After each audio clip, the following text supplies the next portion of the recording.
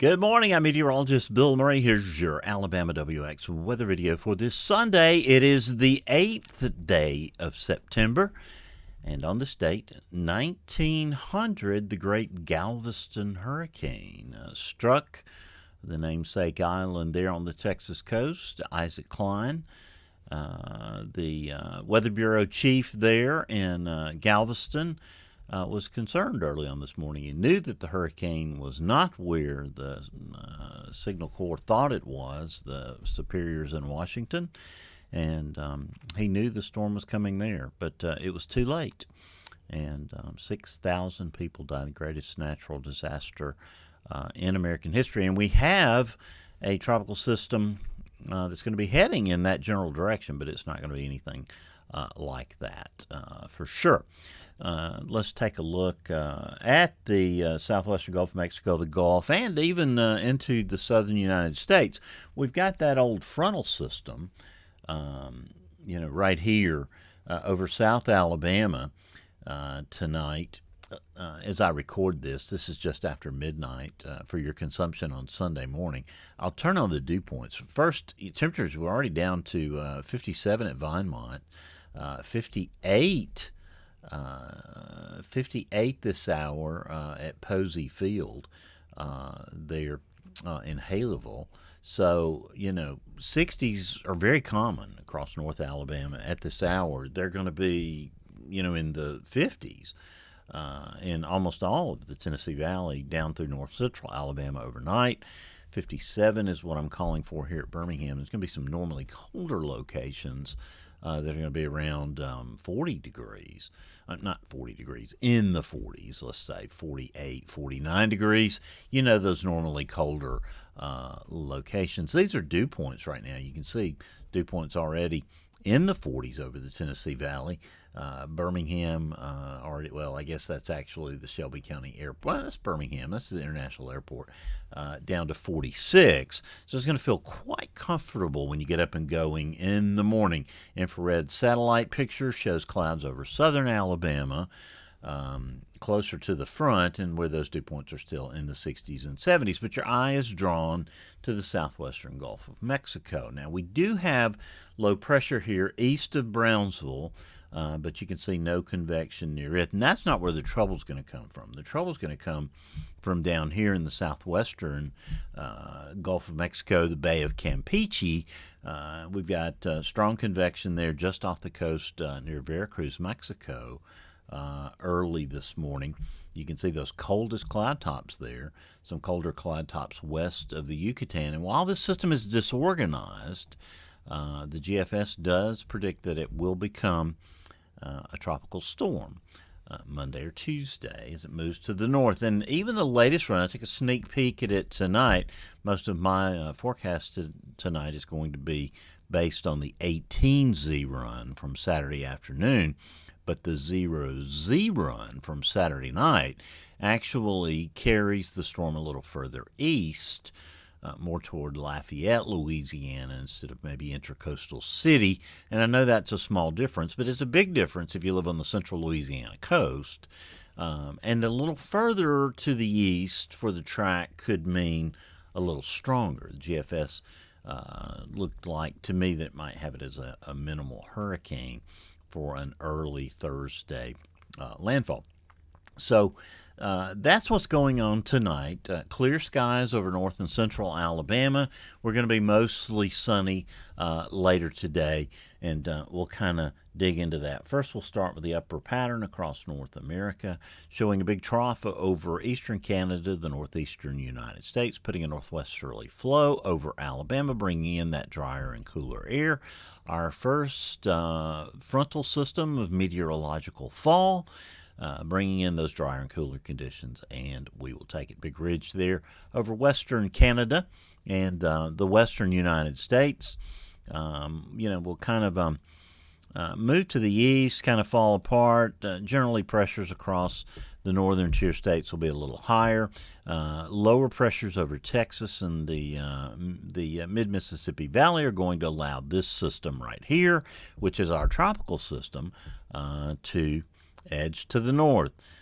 This 18Z run carried it pretty close to the Mexican coast, just east of Brownsville, and then turns it to the northeast, passing east of Cameron, Louisiana, perhaps near Intercoastal City, Louisiana, there by Thursday morning. But that's the upper pattern. You see this trough digging into the southwestern United States, ridging building over the eastern part of Canada, Great Lakes states, and that just sort of causes the system to just stagnate and die sort of here over the southeastern United States. You would hope that would be a pretty big rainmaker.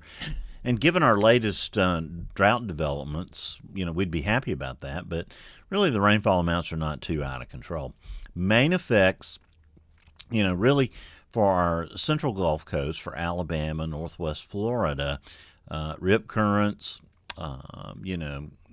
some 1 to 3 inch rainfall amounts, a little heavier along the coast, and some wind gusts 35 miles an hour possibly along the Gulf Coast. Those rip currents will start to pick up on Tuesday and be with us on through Thursday and Friday. You can see that system just kind of dies out, locked in, sort of landlocked there as we go into next weekend. You see our next storm there. Now, while it might not be the next named system, it certainly looks like it will be a hurricane, and probably a pretty strong one, passing north of Puerto Rico and Hispaniola there by next Sunday and Monday, perhaps pretty close to the Turks and Caicos, but then beginning to turn pretty quickly into a weakness in the ridge and heading on to the northeast. Now, this is all done off the upper pattern, though. Let's go back to the National Blend of Models. This is 12Z Sunday morning, showing those dew points in the 40s over north and central Alabama. South Alabama dew points in the 50s. You have to go all the way down to places like Florala, Dothan, Mobile to find those dew points in the 60s. Now, as you go through today, though, the interesting thing is, the dew points kind of, go back and increase pretty quickly over south and even south central Alabama. And it's even more interesting if you look at it on the GFS. They're like little waves of higher moisture.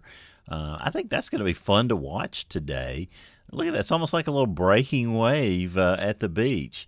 That dew point there at Alex City goes from 43 at 5 in the morning to 64.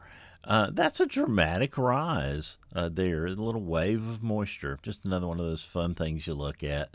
But then, it kind of, that wave breaks and pushes on to the east there. Just thought that would be kind of fun to look at. Some other things to look at off the National Blend of Models, though.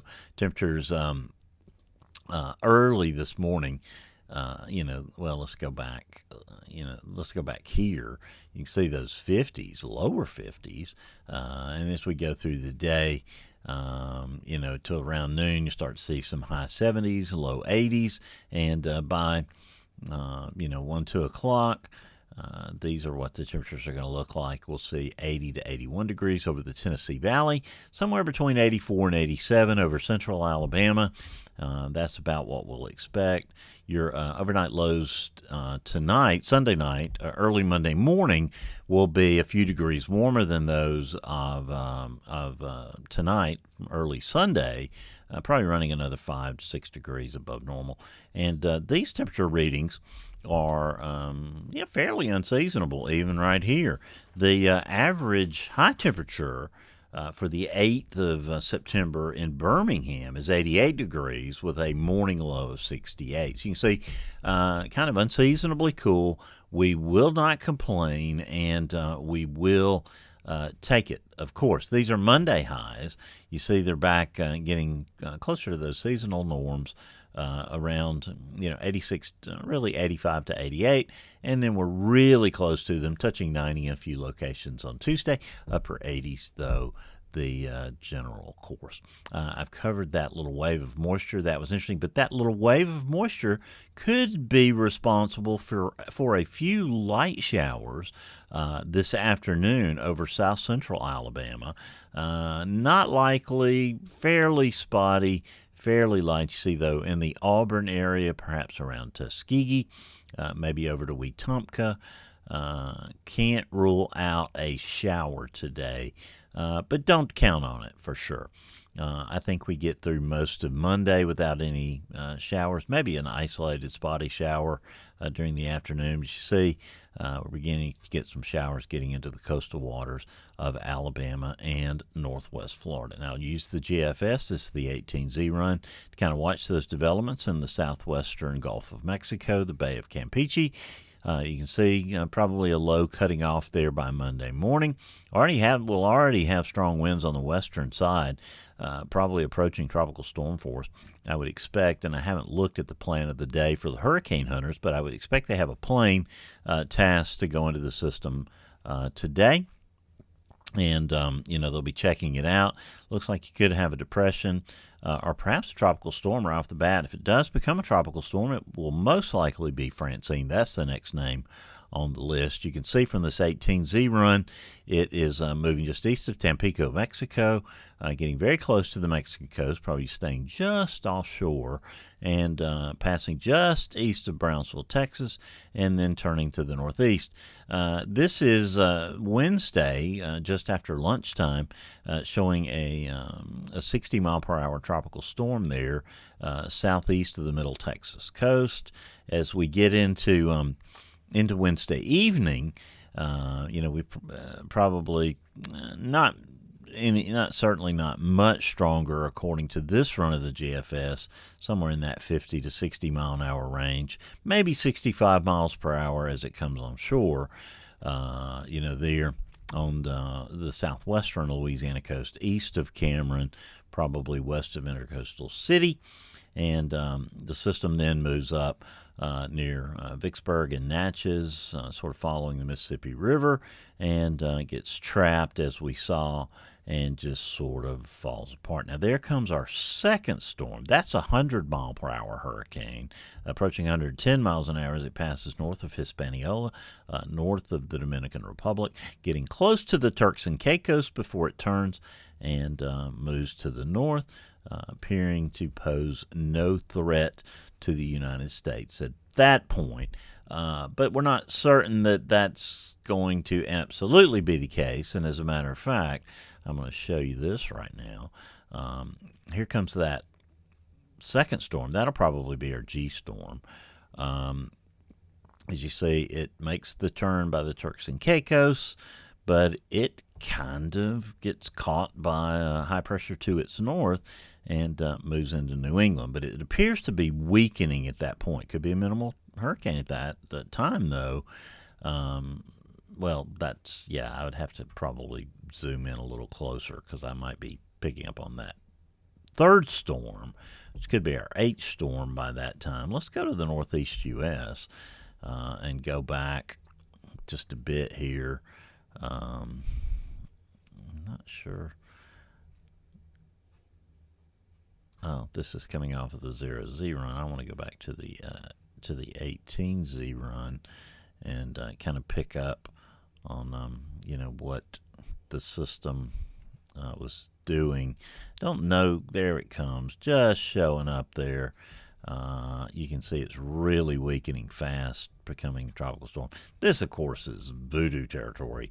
We're out into next week and a long way off. Now, let's go day by day. From the surface depiction, the precipitation, the mean sea level pressure, we see our low there in the southwestern Gulf, still kind of getting its act together, broad, diffuse, but becoming more organized with time. It's very close there to Tampico, very close to Brownsville by Wednesday morning, and turning to the northeast. This is the 18Z run. It's crossing the Louisiana coast. There's about a 989, 990 millibar tropical storm on Thursday morning. Going back, let's step back through time. Sunday's dry. We thought that we might see an isolated shower in south central Alabama. That's a possibility. Monday's dry. Tuesday's dry. See some showers along the Gulf Coast by late Tuesday into Wednesday. They're increasing there by Wednesday night into Thursday. We could see some showers into central Alabama by early Thursday morning, certainly during the pre-dawn hours on Thursday. And then Thursday looks like it could be a cloudy, cool, breezy, and wet day with high temperatures in the middle 70s. Boy, that'd be nice. Average rainfall amounts around 1.25 inches. Some folks, though, getting a little luckier. We see the system there moving up the Mississippi River, but there's just not much to it. So it's not going to be causing widespread wind problems for really anybody. We get into Friday, lingering showers. They'll be ending, probably some clearing by afternoon. I think Saturday's probably a partly cloudy day. Although we'll see a couple of lingering showers, and then Sunday actually looks pretty nice. We'll be tracking our G-storm probably at that point, but you can see ridging, just some isolated showers each day as we head into voodoo period. Week 2, it's dry there from Wednesday, Thursday, and that following weekend looks pretty nice. Now, wanted to talk winds for a second. And I'm going to go back to my 18Z run because I feel like it has a pretty good handle on what's going on.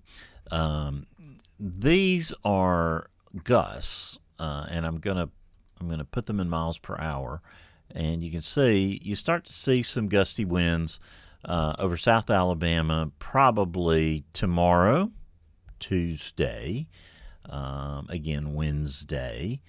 And then over a good bit of north and central Alabama Wednesday and Thursday as the system gets closer. Winds are going to be gusting 25 to 30 miles an hour, 30, 31 miles an hour, 34 miles an hour on Thursday.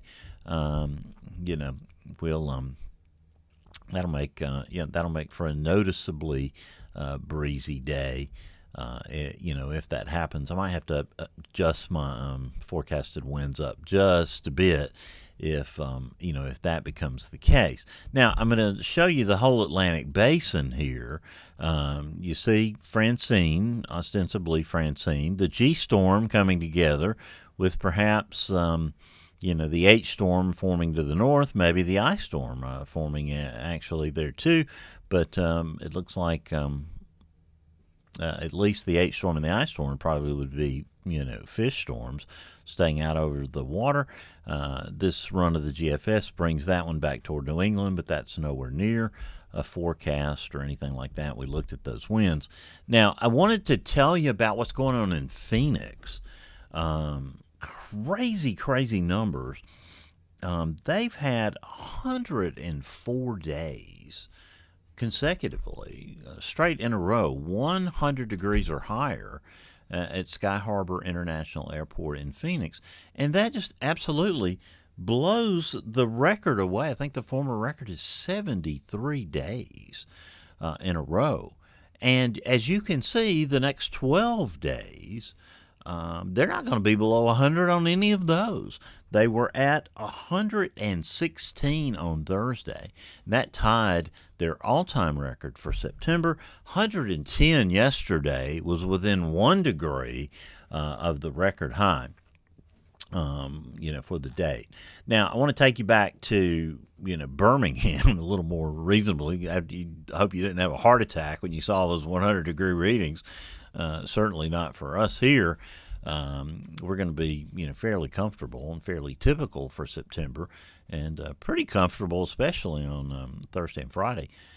If the tropical system materializes, high temperature is going to drop into the middle and upper 70s both days. Otherwise, we're going to be in the 80s. Overnight low is going to be between 62 and 68 degrees. Now, I'm going to take you back because I really didn't get into this, but I wanted to show you the 91L, which is the current designation of our system in the Gulf of Mexico. These are the model tracks, the various guidance products showing good agreement there of a system approaching Cameron, Louisiana.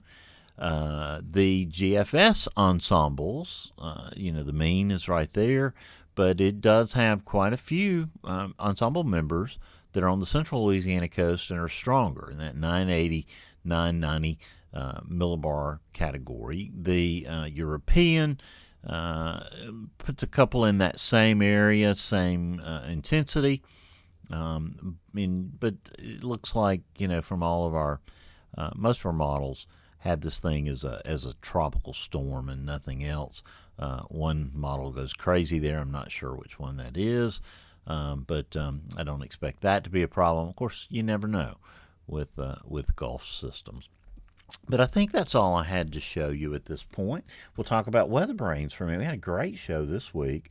If you get a chance, we'll make sure that you check that show out. We talked to Josh Morgerman along with our friend Brett Adair. It was a fantastic show talking about Josh's exploits all over the world and his famous hurricane house that he's built in Bay St. Louis, Mississippi. Josh will be busy this week, I'm sure, as he'll be chasing yet another record-setting storm for him, as what will probably be Tropical Storm or Hurricane Francine moves toward the Louisiana coast. Tomorrow night, Monday night, we'll talk to Luke Doris, a meteorologist in Kansas City, and we'll have a fun time catching up with him and everything that's going on in his world. Weather Brains is the weekly netcast that's all about weather. We generally record them on Monday nights at 7 o'clock. You can watch them live then on YouTube, on our Weather Brains YouTube channel.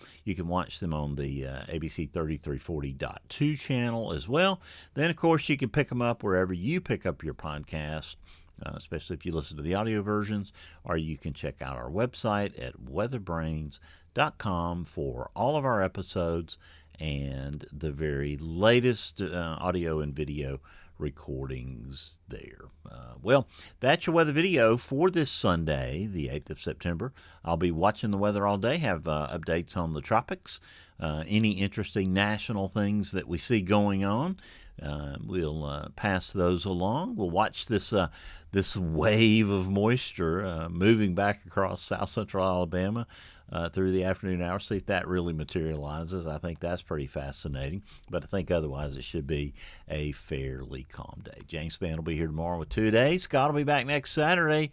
I'll get to sit in this same chair next Sunday, and until I get that opportunity, as I always tell you, keep an eye to the sky because you'll always have something fun to look at.